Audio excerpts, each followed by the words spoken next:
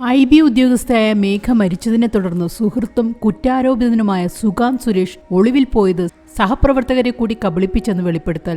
മേഘയുമായുള്ള സുകാന്തിന്റെ പ്രണയം സഹപ്രവർത്തകരായ പലർക്കും അറിയാമായിരുന്നു. അതുകൊണ്ട് തന്നെ മേഘ മരിച്ച ദിവസം സുകാന്തിനെ ആശ്വസിപ്പിക്കാൻ സുഹൃത്തുക്കൾ ഒപ്പം കൂടി.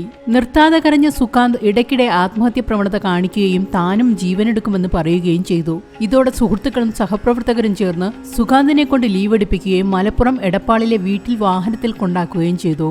മാതാപിതാക്കൾക്കൊപ്പം സുകാന്തിനെ ആക്കിയ ശേഷം തിരികെ പോന്നുവെന്ന് സുഹൃത്തുക്കൾ വെളിപ്പെടുത്തുന്നു. വലിയ ദുഃഖവും നിരാശയും അഭിനയിച്ചാണ് സുകാന്ത് അത്രയും നേരം ഇരുന്നതെന്നും സുഹൃത്തുക്കൾ പറയുന്നു.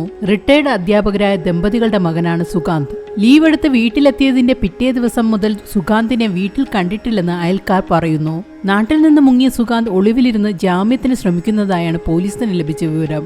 എന്നാൽ തീവണ്ടി ഇടിച്ചു മരിച്ച IB ഉദ്യോഗസ്ഥ സഹപ്രവർത്തകൻ സുകാന്ത് സുരേഷിന്റെ ലൈംഗിക അതിക്രമത്തിന് ഇരയായെന്നാണ് കുടുംബം പറയുന്നത്.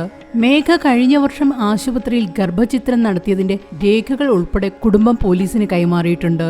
സുകാന്തിന് മേഘയെ കൂടാതെ മറ്റു 2 പെൺകുട്ടികളുമായി അടുപ്പമുണ്ടായിരുന്നതായാണ് പുറത്തുവരുന്ന വിവരം. എന്നാൽ ഇവർ പരസ്പരം ഇതറിഞ്ഞിരുന്നില്ല. മേഘ ഇക്കാര്യം എങ്ങനെയോ തിരിച്ചറിഞ്ഞു.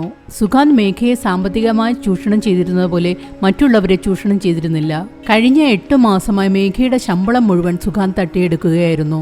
മരിക്കുന്ന സമയത്ത് ഭക്ഷണത്തിന് പോലുമുള്ള കാശ് മേഘയുടെ കയ്യിലുണ്ടായിരുന്നില്ല.